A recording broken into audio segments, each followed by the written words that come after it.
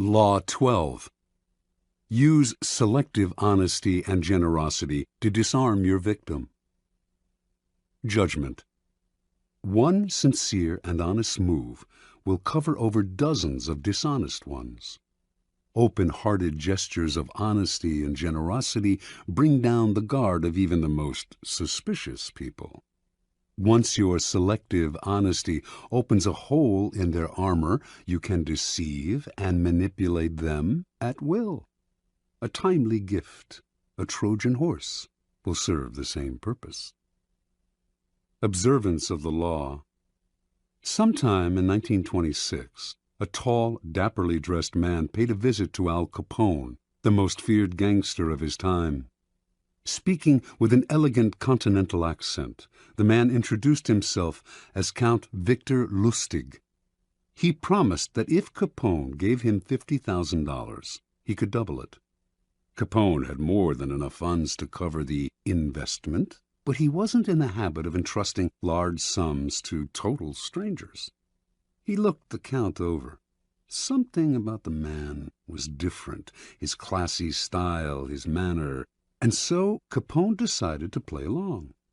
He counted out the bills personally and handed them to Lustig. "Okay, Count," said Capone. "Double it in 60 days like you said." Lustig left with the money, put it in a safe deposit box in Chicago, then headed to New York, where he had several other money-making schemes in progress. The $50,000 remained in the bank box untouched.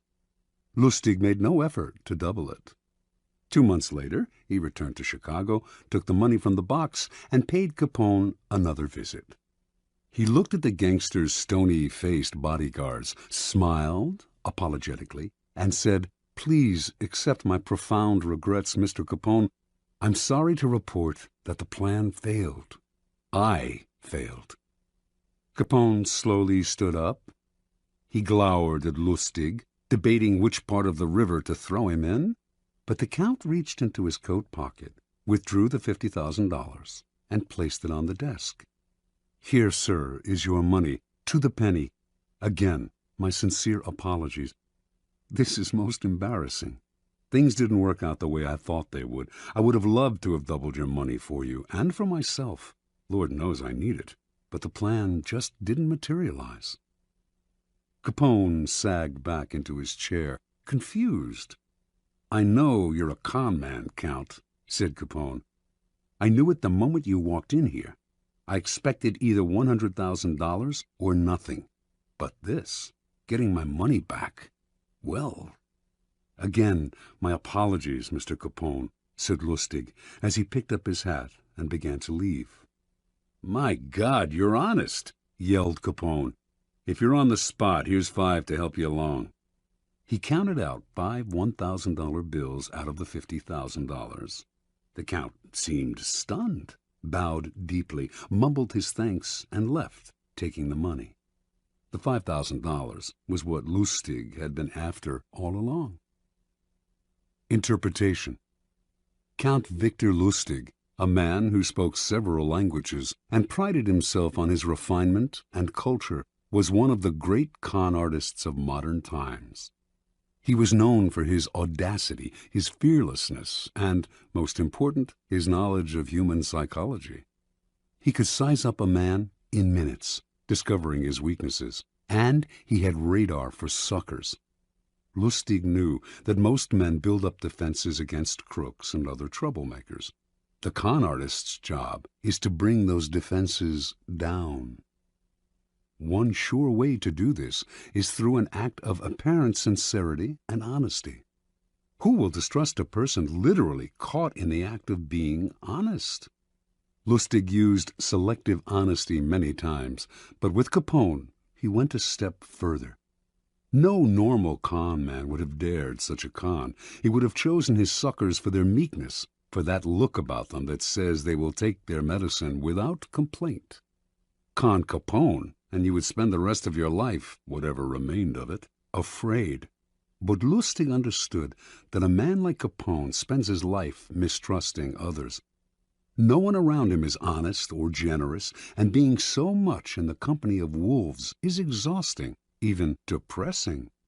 A man like Capone yearns to be the recipient of an honest or generous gesture, to feel that not everyone has an angle or is out to rob him. Lustig's act of selective honesty disarmed Capone because it was so unexpected.